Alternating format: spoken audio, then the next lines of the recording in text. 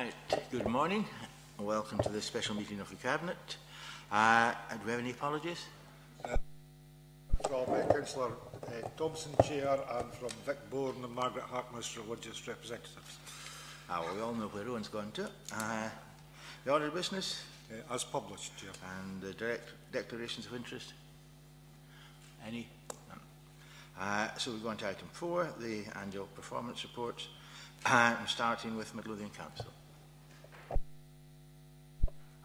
Thank you, Chair. Having embraced the use of technology in meetings and come with my iPad, it's currently refusing to download the documents. So, having said that, I do have a degree of familiarity with it, so I'll speak from memory to a degree. In terms of achievements in the previous year, there's a relatively small number of things I want to highlight. One is integration, health and social care integration, which continues to be a significant challenge, but you can see that we're making good progress. And I suppose I'd particularly highlight our ongoing success in meeting delayed discharge targets, and I think that is an important thing and something we continue to do well.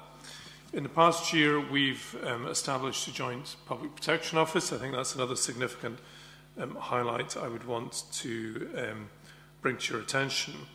And also in terms of our preparation for and our progress with the implementation of the Children and Young People's Act, the significant reduction in child protection numbers, which again I think is indicative more broadly, and again as set out in the report, of the good progress we're making on a broader programme of transformation across children's services. Other highlights in the report: positive destinations. In terms of Midlothian's future well-being, I think, and particularly its economic well-being, the work on Borders Rail and also City Deal, and I don't think we should underestimate the importance of both of these. I think our response to welfare reform has continued to be strong, and you'll see the details in relation to our work in the Scottish Welfare Fund, again, which I think is very positive. And alongside that, and more broadly, good progress in housing services, good progress in relation to these major waste projects, which again have both significant impact in terms of our ability to meet our climate change goals, etc., but also the economic impact. It shouldn't be underestimated. In terms of challenges, I should perhaps mention new buyers, because I think we're looking back at the whole year 14-15, and new buyers, of course, has been a significant issue. And I suppose what I would say is I think the Council, finding itself in difficult circumstances, has responded well to that challenge. We have an ongoing challenge, obviously, in relation to our financial position, a 5 million gap for 17-18, and that is working on the assumption that we deliver everything which is in our current transformation programme. And again, I don't underestimate the difficulty of that. So, as Chief Executive, that's something that's very much on my mind in terms of our progress across a range of service areas to update, modernise and improve services. The record is very strong in the recent period, but we still have that very significant financial challenge which we have much to do on. We also are now dealing with the rollout of universal credit, and I think that it's also fair to say that health and social care integration will remain a very big issue for us in the forthcoming period. In terms of the indicators set out in the report, I sound a note, I think, of perhaps describe as slight disappointment in relation to our figures on sickness and on invoice payment. Now, on both of these were in the first or second quartile, so we're relatively strong performers, but we've not reached our targets, and performance has slightly declined in the current year. Now, in relation to both of these, that is not about reduced performance across the council. It's particular pinch points where we've had challenges in terms of invoice payment, in terms of its commercial services and property and facilities management, whereas otherwise the council performance is really exceptionally strong at this stage. And in terms of sicknesses, you're aware there's a few particular pressure points where we need to improve our sickness, and that will help us remain in the top quartile overall, I hope. Chair, happy to take any questions.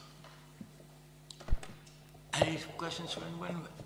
We can note in this, it has been a year of major challenges, obviously the financial one continuing.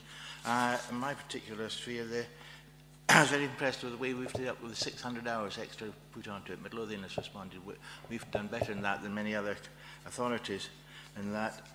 In terms of the positive destinations, that's of course a major triumph for us. But overall that, the future looks good, and we have exciting items with the Borders Railway coming up. Any other items, Derek? Yeah, thanks, Chair. Actually, Kenneth actually answered a couple of points I was going to ask on the sickness. It's not a lot out from the target. Certainly the area I was looking at in the resources, and also on the PI for the invoice payment. So I think Kenneth's answered that quite well. The other, just a few points that certainly in my portfolio is it's great that the waste management is well on target and is going to deliver hopefully the reductions and going towards climate change reductions and that we're looking for. In some of the other areas in new buyers, I think the new buyers thing, from the start onwards, everything's worked well, and I think the staff involved in that deserve a good deal of praise for the way it's been dealt with and worked through, I think, which was a really difficult situation for the council. But I think it's been well managed, and it's progressed very well. And as I say, we're nearly at the stage now where we're looking for the end of it and the demolition moving forward, and hopefully get more housing back onto the site. So yeah, I think that's been well done. Yeah, just some of the other things were the LED light situation. Good, that's been well received. I know in areas it's gone in. So yeah, I think there's a lot that the council's doing that's moving forward. Certainly some of the red bits that we have in, the very few that we have, and the homelessness, new buyers won't have helped in that respect, albeit as small. The green travel plans, maybe the Border Rail will put us up further up in that. Any other points? No, we thank you for that report, and move on to B, Health and Social Care, Customer and Housing Service. Who's speaking to that? Kevin? Thank you. Thank you, Chair. In terms of the Q4, as the Chief has referenced, we looked back at the year gone by, and in customer services, we've been looking at our contribution in terms of the service review, both in terms of financially, how that is to be addressed, and also within the first phases have been profiling our customers so that we can understand how they access services, why they contact us and where they do so, in order that we can address that in the rollout across libraries as customer contact points, and also the shift in channels so it's more effective and efficient in the delivery of services to the communities. In community safety, whilst we have worked particularly well in a number of years now with our partners, the Community Safety Partnership has developed into the Antisocial Behaviour and Violent Offender Monitoring Group this past year, and that's in order that we can address collectively where there's any criminality or charges from our uniformed colleagues, how those impact on tenancies, so that we can ensure that those are addressed in the communities in the round. That has resulted in interventions as well as sanctions, so that we're looking at things constructively where there are particular difficulties and symptomatic issues within households. Across revenues, we had our Audit Scotland report in the past year, and we were reassured in terms of the delivery of service there, where there was a reducing number of risks from the 2011 report of 21 risks down to 11, in order that we can still address continuous improvement in the service that this is dealt with through our regular monthly management monitoring and within the DMT, within the Directorate. We were pleased to note the improved claim processing performance that was recognised by Audit Scotland and the financial accuracy of claims, which is certainly crucial in terms of the recoveries and the income stream into the Council. Scottish Welfare Fund is due in the coming year to be a permanent feature within Revenue Services. It's still hosted on an interim basis, subject to the legislation going through the Scottish Parliament. And we've detailed here in terms of the share of the Council's community care grants and crisis grants respectively, and the payout from those, and the particular numbers are detailed on page 60 of your papers in terms of the 364 applications that we had in the past year. We've increased, or I should say decreased, in terms of the qualification criteria, so it's now at a low level in order that we maximise our spend in the coming year for Welfare Fund. And certainly from a benchmark visit that COSLA was carrying out to the last December, we were again reassured that we were making best use and had best value from our providers and suppliers in the delivery of the Welfare Fund. In terms of housing services, the past year saw the SHIP, the Strategic Housing Investment Plan, being submitted, and whilst we have again delivered on the social housing programme, and there's a separate paper coming up to Cabinet later this morning, there certainly is a need for continuing investment and delivery. That's reflected in the local delivery plan from our planning colleagues and the CES plan in terms of strategic planning across the southeast of Scotland, which has been completed this year. So there's a bid in terms of additional supply for a further 672 units which have been submitted within the SHIP, and we await to hear how that's reflected in the Affordable Housing Investment Plan for the coming year once that's announced. The structure review, like all my colleagues, took place over 2014. So the management structure review was determined, and the recruitment and implementation took place, which is a considerable period, it's a considerable priority of work for us in the past year.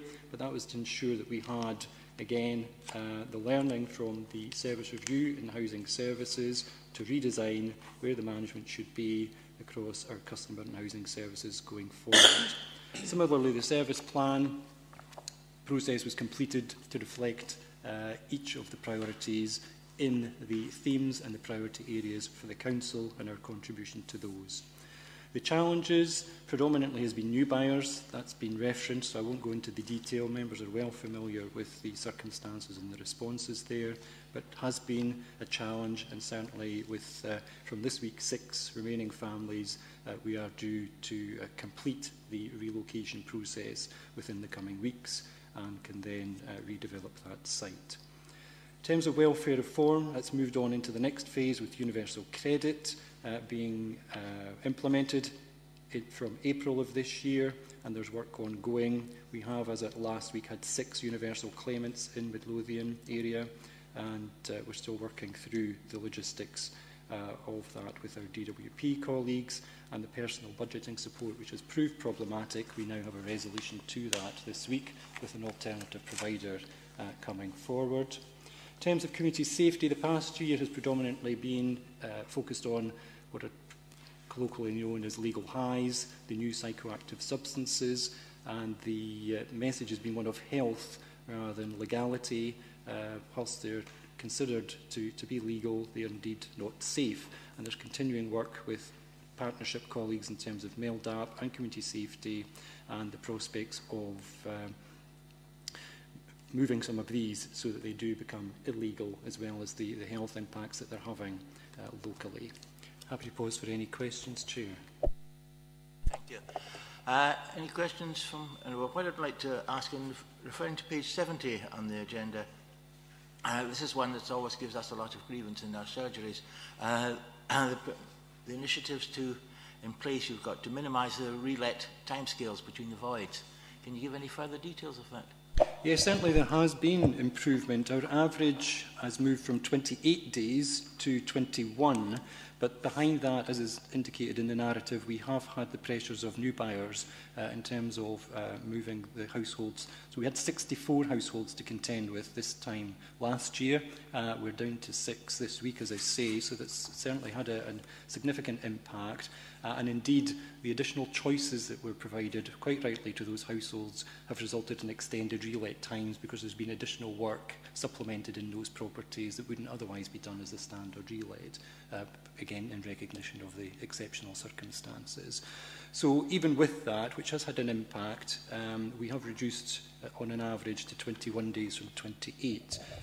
So it's not met our target, but there has been an improvement despite those pressures. Certainly the targets are a lot lower than they were when I first came onto this council, when we have the houses empty for a long time. With that, if there's no any other questions, we'll accept the report and congratulate the teams on working so well with the new buyers situation. And going on to adult social care, Evelyn. Thank you, Chair. With reference to the Chief Executive's comments earlier on integration, it's very difficult to overstate the enormity and the extent of that project of preparing for the integration of health and social care and the changes that will come in the wake of it. And I guess that's been our biggest challenge in the last year. I'm very pleased with how we've dealt with that challenge. We're well on track. We haven't just gone with making the plans for shifting governance arrangements, because it's much more than that. It's about fundamentally rethinking about people's needs within our community and how we respond and reshape services around that. So it's also been about how we bring teams together, how we get people from social care and health backgrounds working together, and we've got that happening in Fairfield House now with a joint management team in place. So I guess that is our biggest achievement. There is much still to do. We're planning to go live in August, and there's much work going to come on the back of that. But alongside that, we've also had to pay attention to the day job, which is the continuing delivering of services, but also the continuing development of services. And the narrative here lists some key areas where we have made significant changes. Older people, the retendering exercise is complete, and the new providers that are in place. I guess the key there is around the changes that we've made in terms of ensuring that carers are paid the living wage, paid travel time, etc. But there's also been much changes in the back of the change fund fund ending and the new integrated care fund and delayed discharge. So there's been a lot of work around that, around how we're supporting the voluntary sector and our various initiatives around that. The other big change that was introduced last year was self-directed support. And again, that's been a fundamental difference in how we approach our work in understanding people's needs and respond to it. Much training, much change to our systems, but also needing to ensure that all of our providers were changing how they're working as well. Long-term conditions, we are making progress there. We're looking at pilots in 2 of our health centres. We know that increasingly the challenge for health is around how people live well with conditions that are going to last throughout much of their lifetime. And what we're doing there is we're looking at bringing together all of the elements of support, not just the healthcare, the social support, etc., that help people to take more control and live well with these conditions.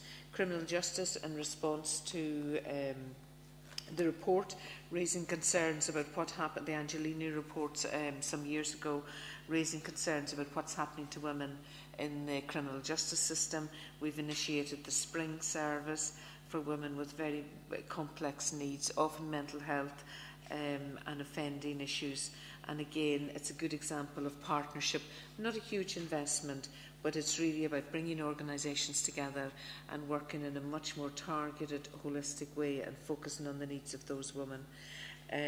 Members will be familiar with the big step forward we've taken in relation to substance misuse, and in particular it's that shift from treatment to a recovery focus that's happened. Public protection, good progress there, and I guess it's not just about bringing public protection together under the one structure, and that is really important, but it's the opportunities that that affords us, and increasingly the public protection team are looking at the impact of abuse, looking at the impact of trauma, and that lifelong cycle that often leads on from abuse and trauma in childhood, and dealing with that in a much more joined up way. And again, we've strengthened our work in relation to victims of domestic abuse. Learning disability, they were moving ahead with the provision of accommodation for 12 people with complex needs. Again, this is about quality of care, but it's also about a new model that's more affordable. We've been doing some very exciting work in relation to health inequalities with people with learning disabilities around. They are a group who are much disadvantaged when it comes to health outcomes, and we've been doing some work with older people with learning disabilities, but also a very exciting piece of work around with younger people around the risks in relation to the use of social media. Our challenges continue.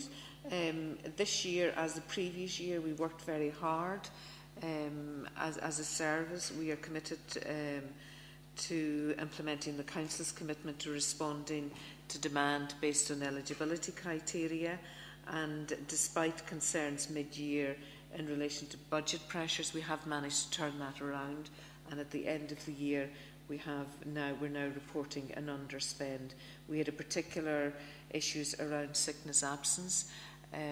We did focus primarily on new buyers, but recognising that it is an issue across all service provision, and we are tackling that. We are seeing some success in relation to it, but it's a much longer term response that involves not just shifting culture, but also some shift in relation to staffing structures. The quality of our care services is key in terms of delivering good outcomes, and we've been working very hard at ensuring that we've got quality assurance in place, and when difficulties arise, that we're very responsive and proactive in relation to it. And I guess at the end of the day, the quality of the care that we deliver is not just dependent on the amount of money we invest, but it's also got to do with the quality of the staff, not just working in council services, but across the whole of the sector.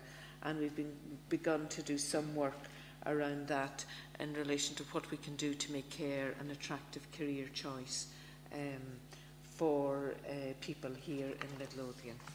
I'll pause there and happy to respond to any questions. Yeah. Thank you very much.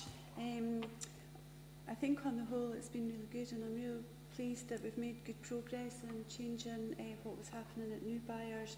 There were one or two things that I had noticed that there was, I didn't know what the Crown Car Transport was. I wondered if Crown Car Transport, it's on page, I think it's on page 19 of the report. I think it's to do with transport for elderly people back and forward to hospital. I can't find it. I know we're doing some work with the Red Cross around implementing transport support for people. And yeah, we did. There's two pieces. I'm sorry, I haven't got it here in front of me, Catherine, but there's two pieces of work we did. We did a lot of work with patients around access transport issues that people were experiencing, and we've also been working with GPs around, and it's that combination of transport that's available and transport that's provided by the NHS, and we're doing some work with the Red Cross to see how the Red Cross might be able to supplement some of the transport difficulties. That's fine. I was happy with everything. Certainly, being on the integration board for the health and social care is one of the most exciting aspects of our work on the council just now. and we're looking forward to that going live in August. I was referring to self-directed support. How do you see that proceeding? What more great advantages could be achieved from that?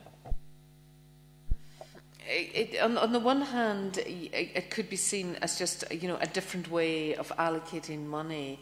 You know, rather than giving someone X number of hours of care, we have a budget and then people have choice about how they spend it.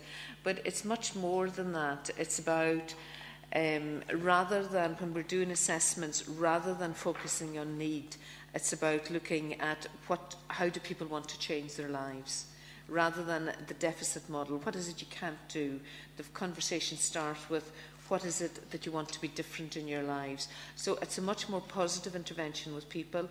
It's also about people using their own abilities, their own assets, the supports that they have around them, and then targeting what money that is available to what is it that if we spend money on will produce the best outcome for you. So, and it is fundamentally a shift from in the role of professionals, from being that person who decides what need is and what will be allocated, to a much more collaborative approach with people who need services. And inevitably, the more people are involved, and the more they have control, the more the better the outcomes. There are also risks in relation to people. We're working with very vulnerable people, so it's also, alongside that, we also need to manage the risks and help people to make good decisions and decide whether how we manage risks that might arise from that situation. The aspect I like about it is the fact that people taking responsibility for their own conditions. Anything else in that? Well, thank you for that. And we'll move on to education, communities and economy. And Mary. Thank you. This has been a very good year for children's services. Our main driver in the past year has been the implementation of the Children and Young Persons Act, which has a number of subsets. So one of them was the 600 hours early years childcare, education and childcare for vulnerable and entitled 2-year-olds. The difficulty we had with that was the Department of Work and Pensions don't share the information with us. So we're actually having to go out and actively seek families through our contacts with our health visiting colleagues and other people. That also is extended from August coming, where children who would be entitled to free school meals will also be entitled to 600 hours. So again, we have to look for these families. The extension of the provision of care for young people up to 21 and advice and financial support up to the age of 25. So we are now looking at how we use our 3 houses in Midlothian and how we look at care and ongoing support for our young people beyond the age of 16 or 18 where we used to have them. The introduction of the named person by August 2016. We're doing a lot of work at the moment with our colleagues, with our partners and in schools.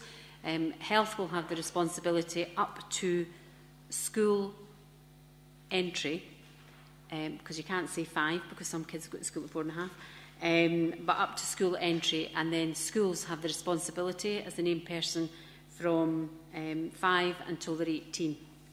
So a lot of work going on there about how we track these young people.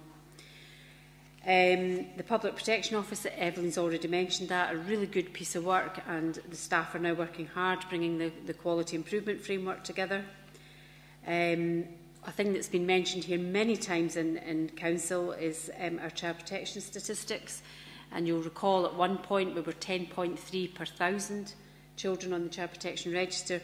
We're now well below the Scottish average, and that's to do with our preventative work that we're doing. How we prevent youngsters going to the stage 3 support. So really a huge amount of work being done there. The Family Resilience Project will continue to run for another year. It's 3 families with 17 children. These are our families who use our services across the board more than most. So housing is an issue, police calls are an issue, education, social work services. We've managed to stabilise these families, and although they will still need a level of support, they may not need that very high level of support. But the biggest thing about the Family Resilience Project is it's a change of culture for staff and how we work with families. We're working where they are, where their needs are, and as Evelyn was saying about self-directed support, it's not about us sitting in an office doing an assessment of what we think is needed, it's what the families think is needed. Residential services, we've had very good reports about our residential service, and we're reshaping our service there. So two of our units, two of our four-bedded units have children in them. Our third one in Dalkeith, we've actually been using it to keep children out of residential care, which seems a bit of odd, but because we can work with families in a family atmosphere, in a family environment, we're actually using that residential unit in a different way. So with intensive support. So that's been really exciting for the staff. Hawthorne Children's Centre, we had an unannounced inspection in January 2015, and they rated them with 3 very goods and 1 excellent. So again, Hawthorne Children's Centre is being innovative. We've got a flat opposite Hawthorne Children's Centre, so parents, we can do contact, we can do parenting capacity assessments in a homely environment. So if you're helping a parent manage how they would cook a meal and look after a toddler, you're actually doing it in that home environment and not in a work environment. Our fostering inspections has made really good progress.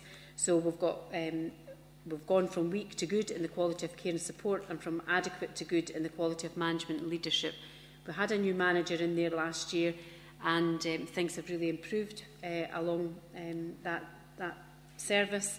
We continue to attract new foster carers, and remember at one point our age range was about 57 was the average age. We've now got that much further down. I think at the last time we looked it was about 47. It's probably younger, the average age of our foster carers. In terms of the looked after accommodation statistics, again, were reduced significantly over the past 12 months. What's interesting in this report is what we haven't highlighted, and perhaps we should have. Whilst there's been a reduction in child protection statistics and also looked after and accommodated children, we've actually had a 23% increase in referrals to the service. But the way that they're being managed is at a much lower level, so much more happening in the community. So that's going well. And Self-Directed Support Act, again, Evelyn talked about that, and her service that works through children's services. So, for example, we may assess that a child needs respite care and they have to go somewhere that costs us £500 a night. The parents might actually say, I would prefer to take my son to the football on a Saturday, or my daughter really enjoys horse riding. I would prefer that. So it's about giving parents choices, that they choose the care that meets their needs and not our needs. So the challenges and risks, the unplanned overspend remains our biggest challenge. Although in Children and Families Service we've reduced our budget from 4 years ago, it was 17.2 million, we were 1.2 million overspent. We've actually reduced our budget year on year, and I think, Kenneth, you worked it out yesterday, it was 15% in Children's Services budget, but having better outcomes for children within Midlothian. The main risk to us has been this year is our youngsters in secure care, and that's that new psycho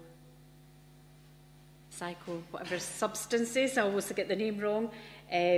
These have really impacted on our young people in the past year. So we've had young people in secure care because of the risks to them from these substances. They do not come without risk. The implementation of the named person in 2016, it's about how we share information, it's about how our systems talk to each other. And at the moment, CMIS is saying, yep, they will be ready with a module in February so that we're able to pass on information from health to education. But we remain to be convinced of that one. And sickness absence across the board is one of our challenges, and we have a number of long-term sickness absences, but they're being actively managed. Thank you. I think it's an incredibly positive report. Starting about the 600 hours, the Young Persons Act, the implementation of that has caused a lot of troubles over the authorities elsewhere in Scotland, and I've heard about all the moans and groans in Cosla, and I've been able to give positive stories from Midlothian, which has been very satisfying. And that goes for the school meals as well. The Resilience Project and the self-directed support is all going, all the good aspects of people taking responsibility for themselves, and that's really to be encouraged. The Hawthorne Children's Centre, that's, well, wasn't surprised when it got this marvellous report.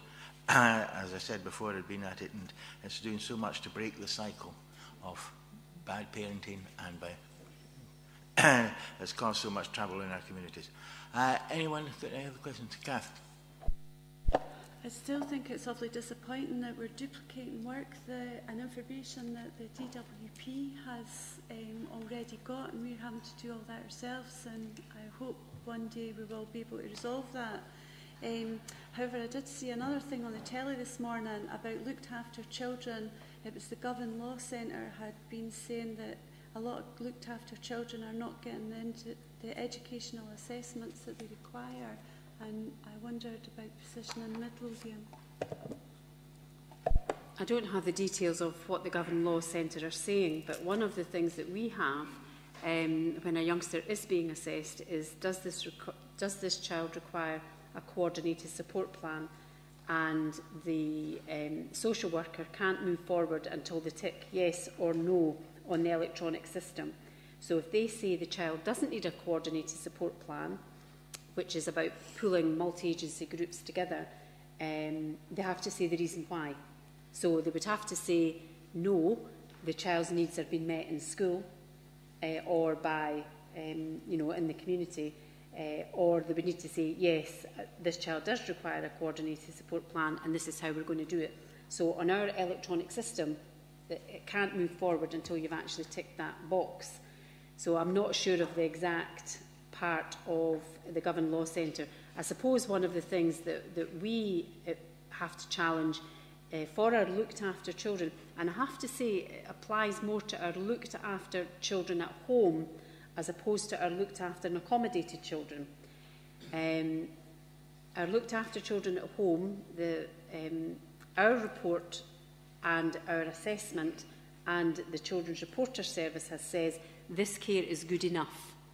So it may not be what we would want for our child or our grandchild or our nephews or nieces. It's good enough parenting. But these are the youngsters who tend to be excluded from school, you know, who then drop out of school and whatnot. And Grace and the team are doing a lot of work around that. So when the service plan comes up, you'll see that we've put a reduction target in the number of exclusions, and in terms of our looked after children actually having to report to a school group manager as to why they're excluding that youngster. Okay. I accept that. Excellent report. Moving on now to communities and economy.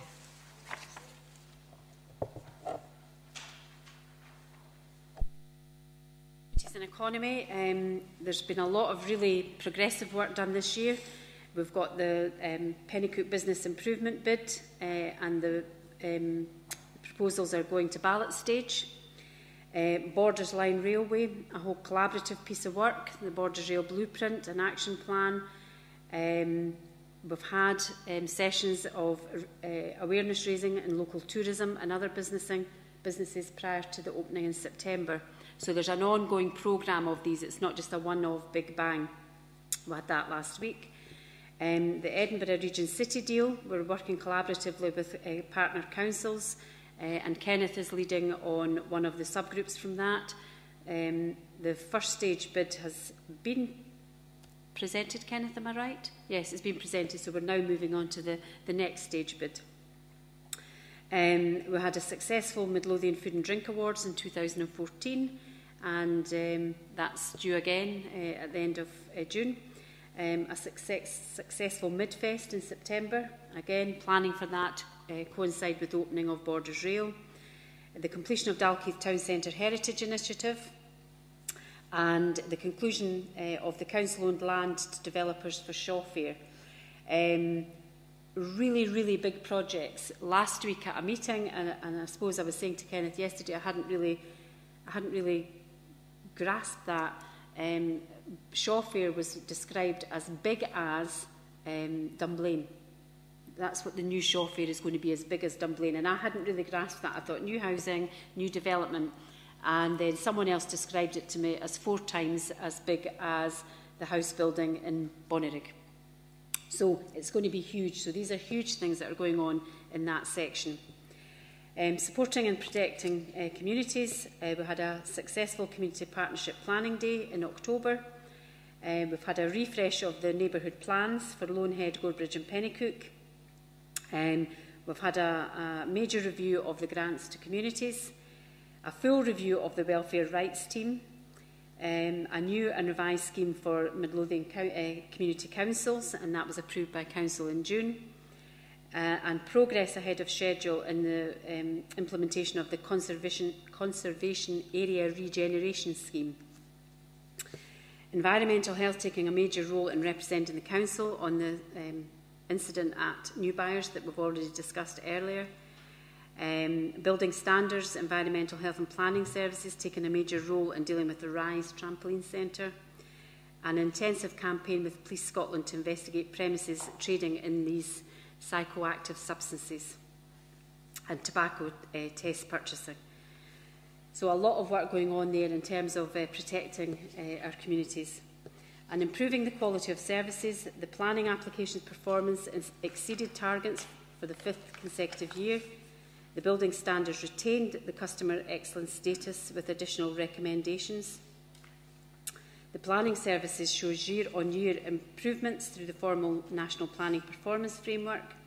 The Food Standards Agency and Environmental Health concluded it is fully effective and efficient in frontline statutory services, and their successful engagement in the business community to raise awareness of the introduction of the new food standards legislation. And trading standards, the establishment of a much more effective database recognised as high performing in this area of activity. So lots of good work in that section.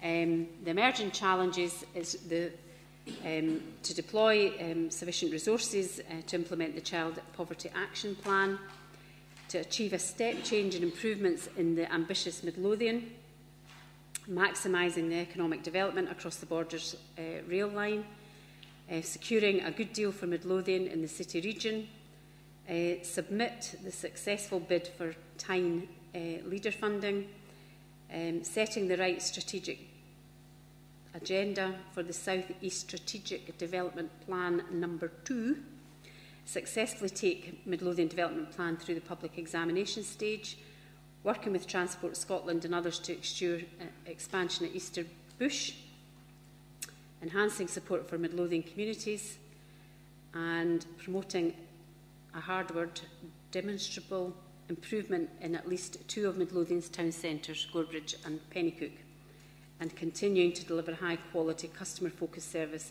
in the regulatory and development functions of building standards, environmental health, planning and trading standards. That's a lot in there. Thank you. Just a small point. I hope that's a typing mistake with carbon dioxide contamination, not carbon monoxide contamination. We'd have had a bit more serious if it had been carbon monoxide. Yes, there's a lot on there. Jamie. Yeah, thanks for that report, Mary. It was shows that Midlothian is on the up and up. Quite happy with that. I've said a lot about the city deal over the last few weeks. I don't know if you noticed in the press, there was Edinburgh made a suggestion they were going to build 500 houses from using this funds, but they're ring-fenced, so they can't do that. But I just hope that's not Edinburgh starting to be the big brother. I hope not anyway. It's purely for infrastructure, so there's no question of houses in Edinburgh. Now, I'm the same as Kath. I've itemised a few items on here which have vanished, so I'll have to do this from memory. I did notice a few comments, not just in this particular section of the paper, that staff resources are stretched on 2 or 3 different. So I just hope that we haven't cut too much in the way of staff, and hope that we'll keep an eye on that, because if there's one here, it's about 52, 150 odd days before a complaint is sorted out because of staff resources. So it's not. I can't find it, Mary, but if you give me a couple of hours after this, I'll show you where I found it. And trading standards look to be out of kilter, but they're not. There's an amalgamation going on with East Lothian, so that will all come round in the end. They're doing great work. Thank you for that. Oh, well, of course, the Edinburgh Region City deal with money there, according to the local press, it's going all the way to Pennycook, so the times there won't be any money left for Edinburgh to build houses. Any other points? Okay, thank you for that. And you'll be going on to education before you get a rest.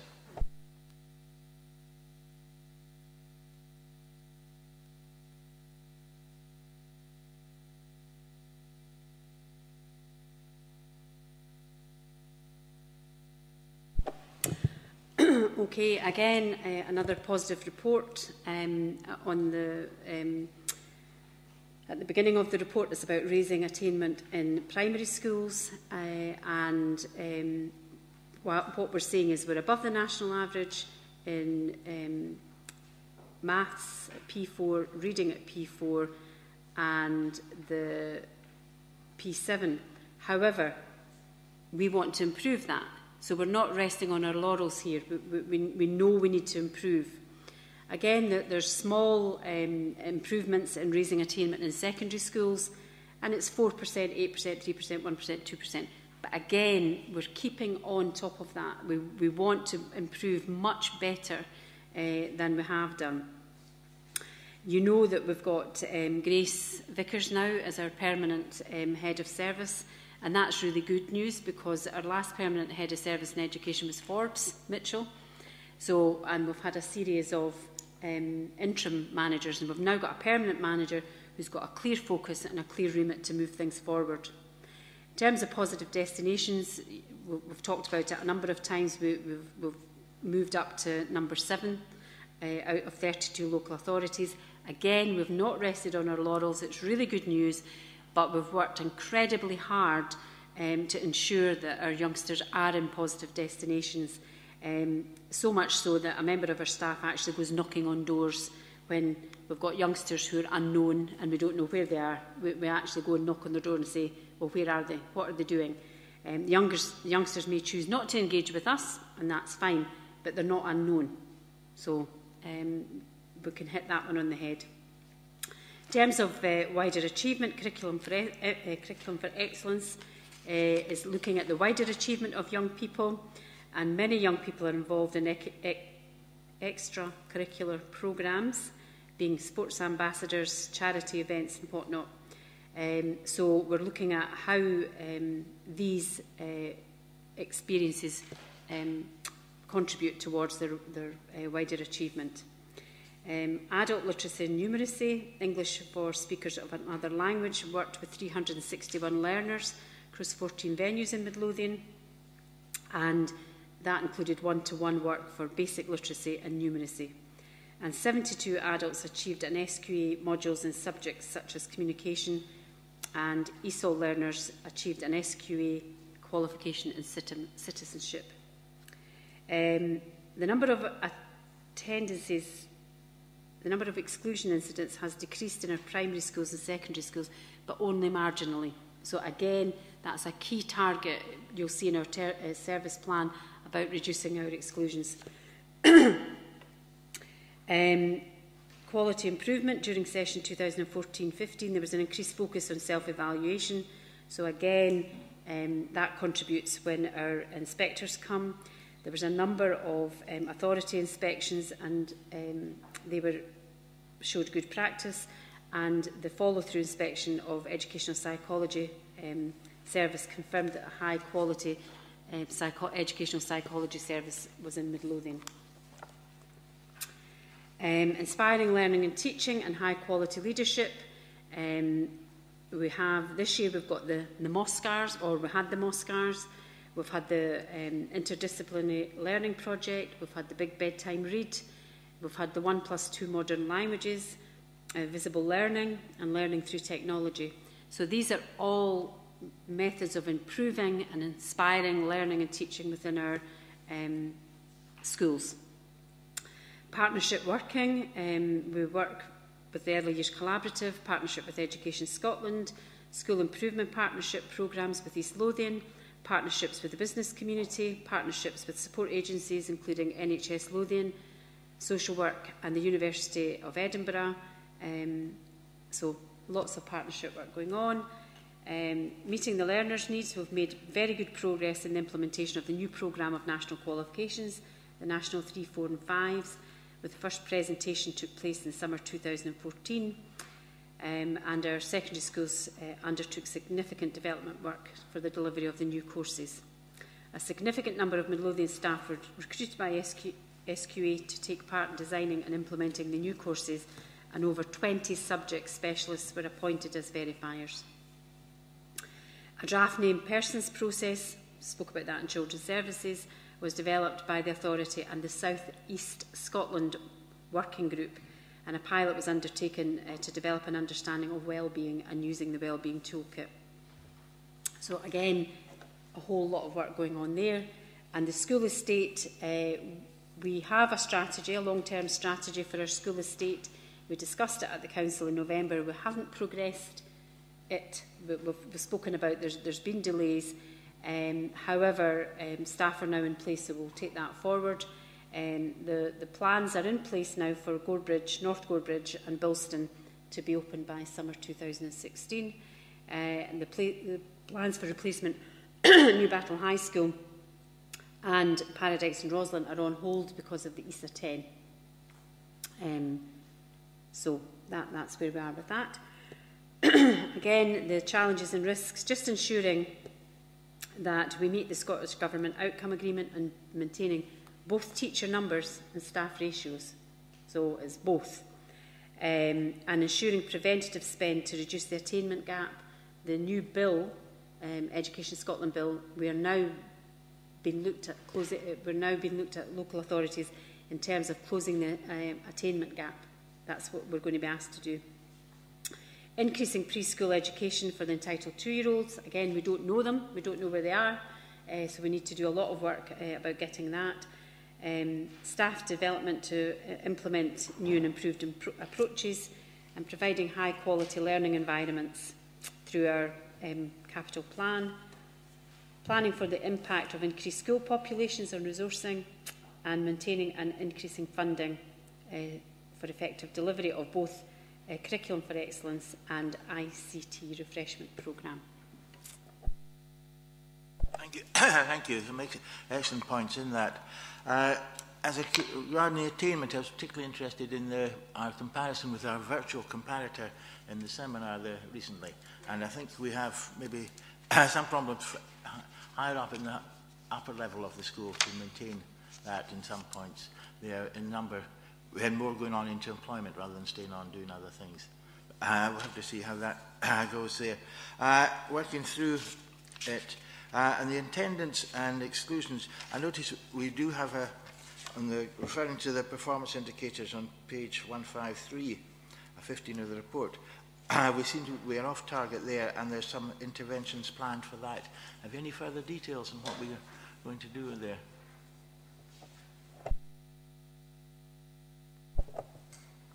Page 153.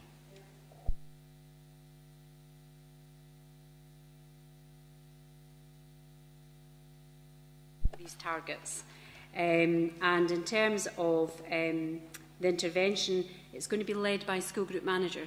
So where we're looking at excluding a child from primary school, they actually have to discuss it with a school group manager. Previously, the head teacher would exclude a child, have the multi-agency meeting, and we wouldn't know about it. So this is about, well, actually, they're going to have to speak to a senior manager to talk that through to see if it's appropriate, or is there something else that could be done.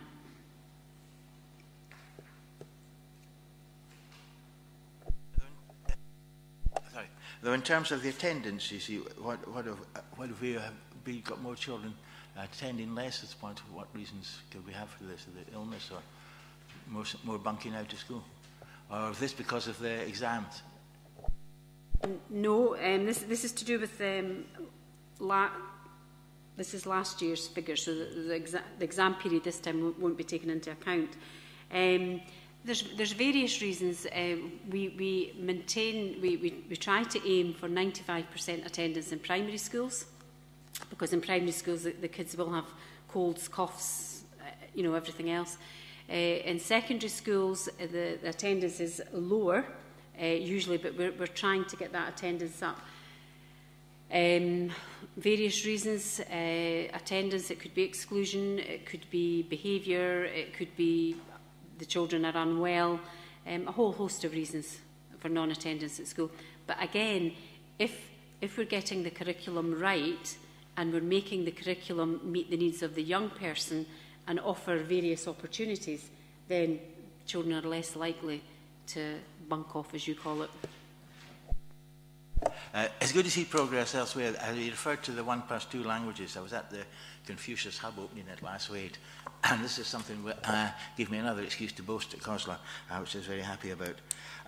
In terms of the school estate, I was just away last week and I heard that the school in Hopefield had burnt down, and I thought it was Burnbrae for a minute because I didn't have a good internet connection to find out, but luckily it wasn't. It is, yes, I agree with you, the ESA 10 is still holding us back, and that's very regrettable. Not much apparently we can do about that. Other than that, anyone else want to raise any points? Yes, Derek. Yeah, thanks. Chair, it's just there on page 141, Mary, under the heading Implementing Outcomes from Legislation and National Initiatives. It's the part about the catchment area reviews and future school bills. Obviously that went through a few council meetings ago, and I know it is a concern from I would say Beeslack School, as you would know, as you'll expect, and there is a meeting on Wednesday which councillors get invited to, and no doubt one of us will probably be attending, and it's always on their agenda. I mean, I think the last time I was able to give somebody that was and I was there 2 weeks ago and actually was able to explain what was being proposed. It's just to see where we're at with this, so we can give them some sort of answer, or what answer we give on Wednesday. I suppose we need to get this in context, in that we agreed through council a programme of catchment reviews and estate strategy. So we've agreed that at council previously. We now have pinch points across the authority of where we're going to start catchment reviews. Do we have enough capacity in schools, in Bonnyrigg, in Dalkeith, in Mayfield next year? So we're going to have to, we're 6 months behind, and we're going to need to prioritise which ones we do first in order to ensure that our youngsters have school placements next year. So it may be that a classroom needs to be adjusted now, and we need to put the planning work in now. So we're having to look ahead at short term, medium term and long term. Now, our view is there has to be a review of the schooling in Beeslack and Pennycook. We've discussed this. We've spoken about the falling numbers and everything moving eastwards, although I'm going left, but eastwards. So we've spoken about that at council, but again, I wouldn't say that the Pennycook catchment review is going to happen in the short term, say within the next year. We have to prioritise where our pinch points are going to be for 2016-17 now, to know that we've got capacity in schools. So it's not going to be a priority to do that, but there will be a catchment review of which the parents will be involved. I would hope that we could do it probably within the next 2 years, so that if SFT or the Scottish Government come back and say, we've got funding, do you have a plan? We can go, yes, here you are. We've discussed it with the community are in agreement with it. You know what I mean? We don't have to start something that we're ready to move, but we're not at that point yet. It's just that we sort of lost out on a possibility before for Penny High, because there were no plans in place. And I'm just concerned that in the next 2 years, if something comes forward, then we're not in a position to go again and try and get something funds. I suppose, you know, they've still got the 2 schools and they've still got capacity, you know what I mean? So, as I say, I as a director, I've got to make sure I've got places in schools for children next year, and that's my priority at the moment, to look at that. And then we'll be able to move. SFT are unlikely to come back. They've given us money from the new battle, not given us money, but allowed us to use money from the new battle to Roslyn and Paradise. So they're unlikely to come back soon. So again, we would look at that, but again, I have to prioritise the resource I've got to make sure I've got places for children next August.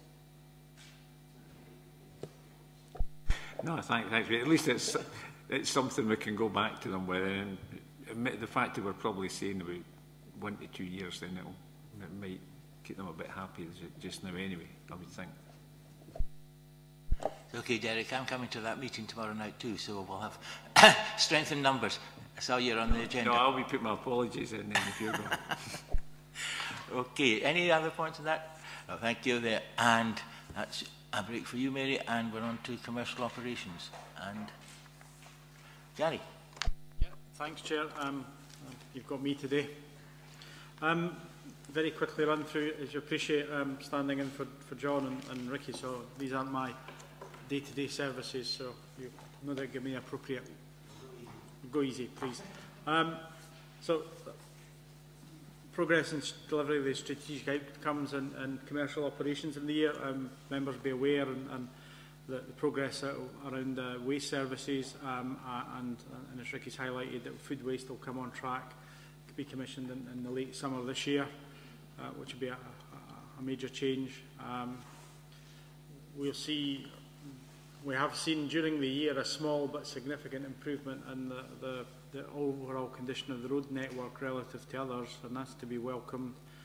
Further investment in that area, as you can see, the increase in the number of streetlights that are now using LED technology, and as Council agreed recently, we will see further rollout of 20-mile-an-hour limits within the county. Probably one of the biggest projects that sits within Ricky's area is the completion of Borders Rail. Work ongoing to make sure that we make secure all the benefits of that, and also to celebrate the opening of the railway, and that work is ongoing within the team at the moment. We've seen land services secure resources, and for example the environmental improvement works carried out in Lone Head and the skate park, so continuing to bring new assets into the community for the benefit of all. The travel and fleet service, key in terms of keeping our vehicle fleet on the road, but also securing cost savings in the various transport requirements that we have as a council, and you can see there bringing services in-house, delivering savings of £24,000 per annum. There are a number of challenges in the service, highlighted at the bottom of that page. The road repairs at Tynehead following the Borders Rail, parking legislation and restrictions, which I know is close to members' hearts, and there's a seminar due on that. We are procuring a new health and safety management information system that will make us more effective and easier to be compliant. Continued work to improve parks and open spaces, maintain and increase opportunities within the service and within the workforce of the service for positive destinations to support our education colleagues. And then obviously to make sure that the rollout of food waste later in the year is an absolute success. Happy to pause there and take any questions that you have. Derek? Yeah, you'll be glad to know it's not really, I've not got any questions. But I'm not with regular meetings with Ricky anyway. I'm sort of up to date with a lot of the things happening, and I'll be seeing them later anyway. Just probably a few comments. I've already made some from Kenneth's presentation earlier on. But just a point on, it's actually on page 165, it's really to do with the street cleaning activities and that, and the revised systems.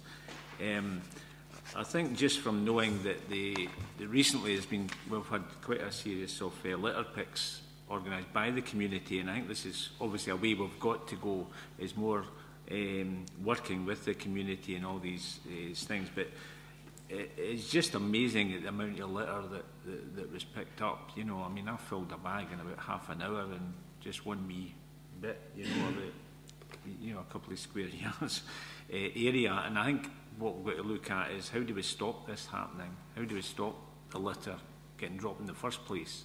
And also, we've got quite a bit of publicity recently with the dog fouling issues, but for councillors that is a big issue we get, and we get it regular, and it is growing and growing. And it was good to see that there are initiatives some other councils are taking, and I think we've got to learn from that and what we can do. So yeah, I think it's the preventative action is a way we've got to look. But no, it's a good report. We'll go forward. Yes, again, it's on the press, one of our councillors with a bag of dog. It wasn't dog poo, by the way, it wasn't. No, Derek, you're quite right. I really resent it at community councils when we get the council suffer criticism for the amount of litter in the street. We didn't put it down, it's just, and we've got a lot of team picking it up. It's just our citizens put it down faster than they can. And I can see the only solution ultimately through education of some sort or other, a change of pattern. Certainly dog fouling is, I hope, getting less. Any other points? Okay, thanks, Gary. And that finance and integrated service support. Yeah, I shall expect to be a bit more familiar with this report. So the year we've just seen really significant change in the service from where we were at the start of the year, following through with the management review. So significant changes in the service management as we move towards delivering change within the way the services are provided, an improvement in the way the services are provided through integration. We've been working through a whole raft of reviews, and we've already seen benefits from the work that we've done there with the new council-wide digital services team having an impact in our schools and in the quality of ICT provision within schools. Key areas and challenges, there are a number within the service, and members will be fully aware of the challenges we have in terms of our finances. We've had a number of achievements that are set out in the report in terms of the progressing on that journey to address the challenges, but the challenges nevertheless remain. We've got, we will have to bring forward updated budget projections for council and an update of the impact on the transformation programme and how we go forward. We are working, and we briefed the Business Transformation Steering Group yesterday in terms of the progress of the next phase of work, which we've branded as delivering excellence, a great place to grow in terms of how we will address the pressure to maintain and deliver improved services at the same time as we've got reduced funding. You'll have heard earlier, I'm sure, the continued pressure in terms of capital around the delay of ESA 10 has on the new battle close. And obviously that's a flagship project, and reaching financial close on that project so that we can move forward with construction is very important. I suppose we, in the period of financial challenge, our biggest asset is our staff base. We saw some achievements through the people strategy in the year. We completed all of the actions on the first people strategy, and we secured council approval for the next stage of that development in terms of people strategy 2. We continue to have success through the My Future programme against the no compulsory redundancy policy, and that's working well for us. We've achieved Healthy Working Lives Gold Award accreditation, again re-emphasising the importance of investing in our workforce. We've ran a number of recruitment fairs, really to make sure that when we have got job vacancies that we go out and we're securing interest and promoting these jobs to our own school leavers. And again, that's to support our positive destinations work. In terms of challenges and actions within relating to our workforce, the review of our local government workers' terms and conditions, it's ongoing work, and we are report back to Council in June. A number of workforce issues around health and social care integration, which are progressing, as Chair said, as we move from the shadows into going live later in the year. And as others have said, the challenge is just making sure that we're on top of and managing sickness absence levels across the organisation. The year saw yet another improvement in where we are in terms of procurement, improved performance status, achieving a score of 65%, and I suppose we'll bring forward a revised procurement strategy to Council, all being well, in June. And that's a journey we've been on for a number of years from when I first took on this job, where we're sitting languishing sort of the worst performer in Scotland. So we've seen quite a steep trajectory in terms of the performance and procurement. The challenges there are to continue to make sure we get best value, deliver savings, to roll out effective systems through purchase to pay, but also to make sure that we're focusing on local suppliers, maximising the opportunities local suppliers have got to access the whole of Scottish Government's procurement, then also to look at how we secure the living wage through our procurement processes and contracts.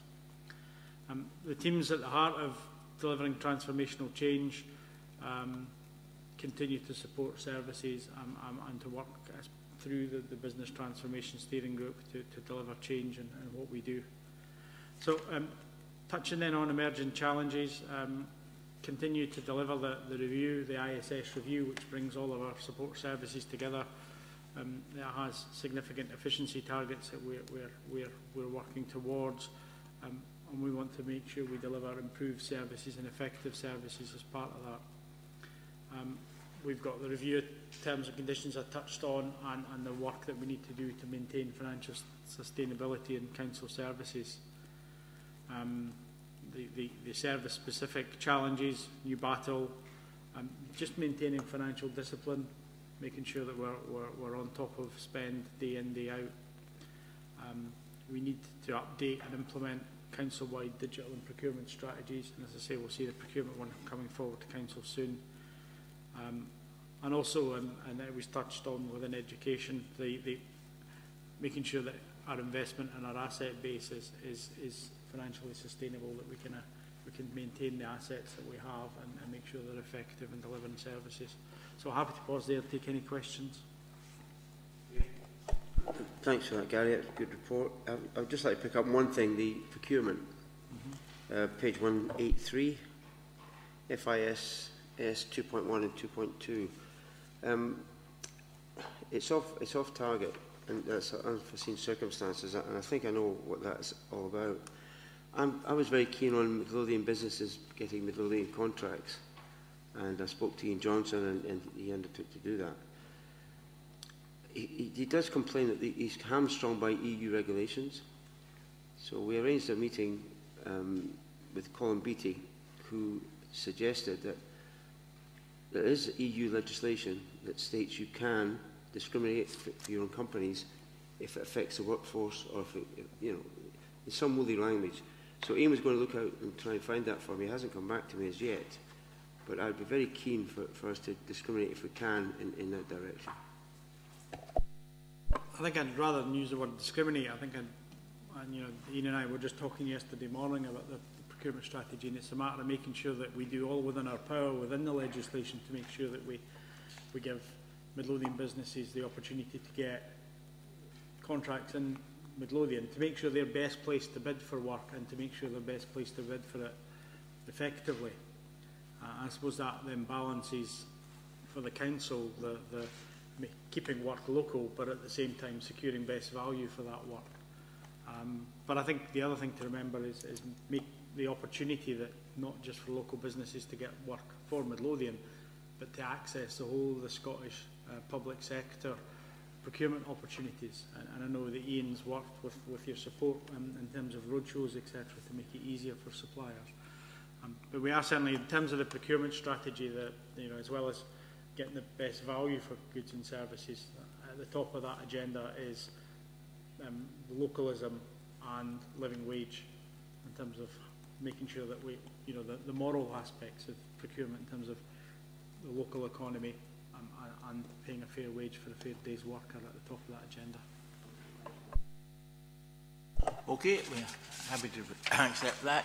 And the last item on the properties and facilities management. You've been landed with that? That's me again. Yep. A number of successes in terms of delivering strategic outcomes, asset management rationalisation, and I suppose I'm living and breathing the success of that in terms of the work on the accommodation on the first floor. Work will start on the second floor, which will allow us to see the relocation of staff from Dundas buildings, which will be a major step forward. Phase 2 housing continues, and as Gary's highlighted in the report, the next release of sites in Loanhead, Gorebridge and Bonnyrigg. A number of successes. I suppose we shouldn't lose sight of the fact that we now have 100% of our housing stock meeting the SHQS quality standard, and that's been achieved through the investment that members have approved through the HRA capital plan and the work that continues. The service continued to secure funding for energy projects, as highlighted in the report, over £5 million, if my eyesight serves me right. And continue to work through all of the capital programmes to secure external funding where possible. The service, in terms of the operational aspects, for example, we continue to see best performance in a number of areas, and the report highlights the third time in 4 years that the building cleaning services has won the best performer in the ABSI awards. And a number of other successes within that service that sometimes, you know, easy for them to go unnoticed, but they are of a high standard compared with peers. A number of challenges within the service. Continue work to restructure the service within sport and leisure, building services and facilities. And those are ongoing in terms of following through from the management review. Again, the ESA 10 issue in terms of new battle and the desire within the service to just crack on with that project, so to speak. And of course, new buyers in terms of the ongoing issues in terms of the liability for design failure. And I'm sure Gary will bring forward reports to members in due course on progress with that. So happy again to take any comments on Gary's report.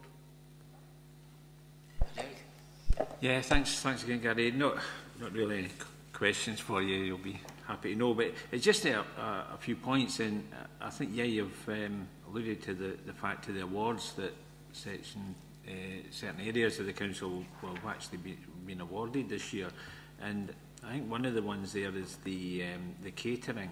You know, we see the Rosewell Primary School kitchen, the Association of Service Solutions in Scotland award Catering Team of the Year.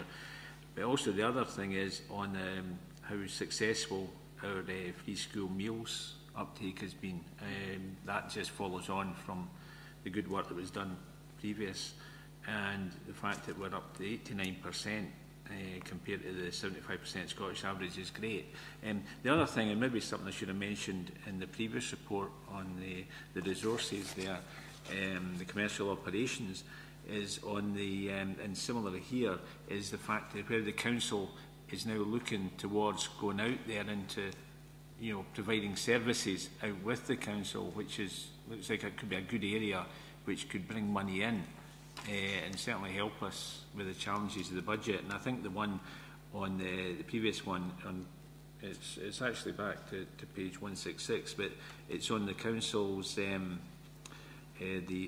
fact that we now have completed the delivery driver training for heavy goods vehicles, which means we can now go out the opportunity for places to be available for external organisations, which could help us with an income stream. But also, I know we're looking to make use of the school meals team to work with the care homes in that. Certainly the council ones, I think, was something that's been moved and hopefully will be looked at. So yeah, I think another good report and a lot of work being done by our team. The massive projects that are in hand by this council it's amazing. For the size of our council, I think these are things we're performing way above our weight, I would say. That's great. One thing is the free school meals. Yes, that was another thing I was able to boast about in Cosla. We were 89% above the 75% target set by the government. One thing I just want to ask about the tubing runs. When in my previous portfolio, when I did it portfolio, Hill End was a big drag on our finances. It's wiping its face now. We don't want any real details, but just to know that it's not costing us what it was to cost us before. Sorry, yeah, in terms of the financial performance, in terms of Hill End, it's a marked change from where it was a number of years ago, and we continue to look at opportunities to generate income for the council from that asset. Jamie? Just one question, Guy. You might not have the answer to this, and maybe Bob will be interested as well. The Bonnie Leisure Centre, that's been redesigned and ready to go now, is it? Yeah, do you know, Bob? It's coming down. The bits of it are coming down, and the back end has been maintained for Wright Sparks. Any other questions? Thank you, Gary, for that report. Thank you all for your attendance.